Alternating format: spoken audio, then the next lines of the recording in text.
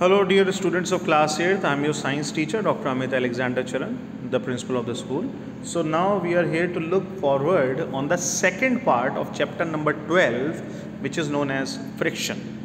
So now I'll tell you about increasing and reducing friction.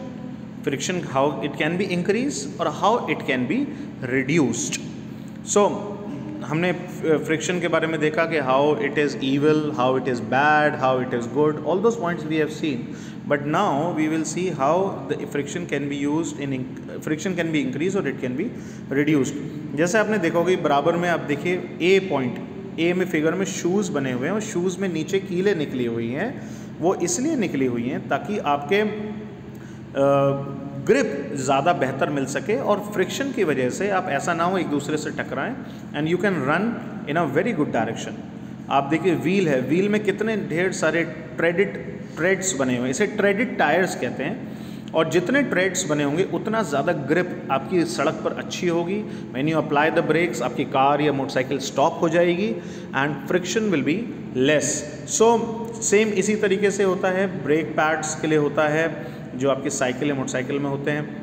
आपने देखा होगा जब जिम्नास्टिक जो करते हैं they apply some type of powder in their hand before they do gymnastic. Why? So that the better grip can be increased और friction to increase friction for better grip. Grip बेहतर होनी बहुत ज़रूरी है. So sometimes it is very important and to minimise the friction. इसी वजह से आपने देखा होगा जब हम कैरम बोर्ड में गेम खेलते हैं so most of the time we sprinkle a type of powder on the carrom board and this type of powder is generally sprinkled on the carrom board just to reduce the friction and to increase the efficiency of the game. आप इधर से अपने carrom से एक तरफ से मारेंगे और सटासट आपकी जो गेम है वो कंटिन्यू बना रहेगा. फ्रिक्शन आपका डिक्रीज़ हो जाएगा, गेम इंक्रीज़ हो, गेम की एफिशिएंसी बढ़ जाएगी. इसी तरीके से हम ऑयल्स लगाते हैं, ग्रीस लगाते हैं ताकि फ्रिक्शन रिड्यूस हो जाए एंड एफिशिएंसी इंक्रीज़ हो जाए. The substances which reduces friction are known as lubricants. एक फ़ोटो भी आप देख सकते हैं, सरफेस के ऊपर लुब्रिकेंट आ गया, इसका मतलब फ्रिक्शन अपने आप रिड्यूस हो जाएगा and efficiency will be increased. Wheels reduce friction, yes definitely. अब मैं यहाँ पे दो टाइप के आपको फ्रिक्शन का जिक्र करूँगा. The first is rolling friction. When a cylindrical और spherical object rolls on an surface, या तो सिलेंड्रिकल आप समझ सकते हैं आपकी पेंसिल की तरह, या स्फेरिकल ऑब्जेक्ट या सिलेंड्रिकल ऑब्जेक्ट जब सरफेस पे रोल करता है तो उसको हम कहते हैं रोलिंग फ्रिक्शन. एक नीचे आप फोटो देख सकते हैं, बुक है, बुक के नीचे मार्कर्स लगे हुए हैं. एक्टिविटी नंबर 2, वहाँ पे मार्कर्स को की हेल्प से हम बुक को मूव करा रहे हैं. हमने पहिए जो हैं वो मार्कर्स को बना दिया और बुक को हम रोल करा रहे हैं. जब रोल होगा तो उसको रोलिंग फ्रिक्शन कहेंगे. But if an object slides over a surface then this resistance या friction to this motion is known as sliding friction. जब कोई किसी चीज़ पे स्लाइड करता है, जैसे आप किसी बॉक्स को ज़मीन पे खसकाते हुए ले जाएं एक हिस्से से दूसरे हिस्से पे घर में, that is you are sliding the box. तो उस पर जो फ्रिक्शन लगेगा वो स्लाइडिंग फ्रिक्शन है. तो जो आपके कार के व्हील्स हैं, टायर्स हैं, उस पे जो फ्रिक्शन लगता है दैट इज़ रोलिंग, क्योंकि वो रोल कर रहे हैं. और जो आप घसका के स्लाइड करके लेके जा रहे हैं उस पे जो फ्रिक्शन लगता है दैट इज़ स्लाइडिंग फ्रिक्शन.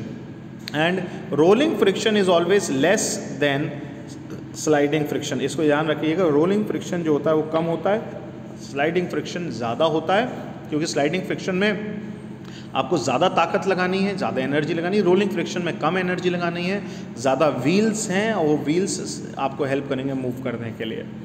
सो इसीलिए लोग क्या करते हैं, बॉल बियरिंग्स का यूज़ करते हैं. आप देखेंगे फ़ोटो भी है, बॉल बियरिंग्स का यूज़ करते हैं.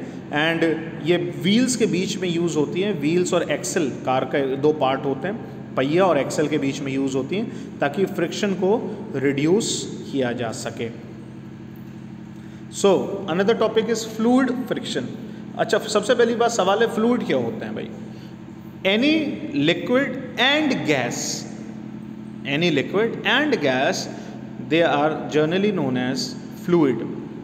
and जो लिक्विड या गैस पे फ्रिक्शन लगता है उसको हम कहते हैं फ्लूइड फ्रिक्शन। ठीक है, फ्लूइड वर्ड जो है वो लिक्विड प्लस गैस से बना है। ओके, सो इसमें जो फ्रिक्शन फोर्स होती है उसको ना तो हम रोलिंग फ्रिक्शन कहते हैं ना तो स्लाइडिंग है, क्योंकि ना तो आपका हवाई जहाज किसी सरफेस पर रोल कर रहा है। ठीक है, आप थोड़ी देर तक हवाई जहाज आपका पहिए पे चलता है, उसके बाद आसमान में उड़ जाता है, तब तो वो किसी सरफेस पे नहीं है, ना तो वो रोल कर रहा है ना तो स्लाइड कर रहा है। तो ऐसे फ्रिक्शन को ना तो हम रोलिंग फ्रिक्शन कहेंगे ना स्लाइडिंग फ्रिक्शन कहेंगे, हम इसको कहेंगे drag, DRAG। So the frictional force which resist the movement of an object through a fluid.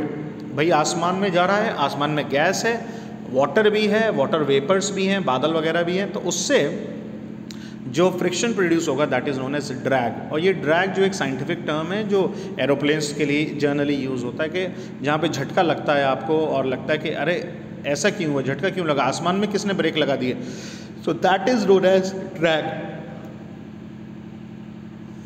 और फ्लूइड फ्रिक्शन जो होता है वो आपके मोशन ऑफ ऑब्जेक्ट को स्लो कर देता है। जनरल बात है, जैसे पहले भी मैंने आपको बताया था, इसलिए आपके ऑब्जेक्ट्स का जो शेप है वो स्ट्रीम लाइंड बनता है, चाहे वो एयरक्राफ्ट हो, चाहे वो सबमरीन हो जो पानी के नीचे रहती है, चाहे वो शिप्स हो, आगे को नुकीला होगा, पॉइंटेड होगा, ताकि एयर ज़्यादा से ज़्यादा पास हो सके उससे और ड्रैग कम हो सके, फ्रिक्शन फोर्स रिड्यूस की जा सके। स्ट्रीम लाइन बॉडी, देखिए एक एग्जाम्पल भी दिया है, जैसे चिड़िया है, चिड़िया के आगे देखिए कैसे मुंह होता है, चोंच होती है, पर उसके कैसे होते हैं, इसी वजह से वो हवा में तैरती रहती है, फ्रिक्शन रिड्यूस हो जाता है, फ्लूइड में वो है। So this is all about chapter number 12 friction. I have given you section ABC, मैंने आपको करके दे दिया है। Now it is your responsibility to do section number D in your copies and submit the copies either to branch 1 or either to branch 2 latest by Monday. Thank you and have a nice day. God bless you.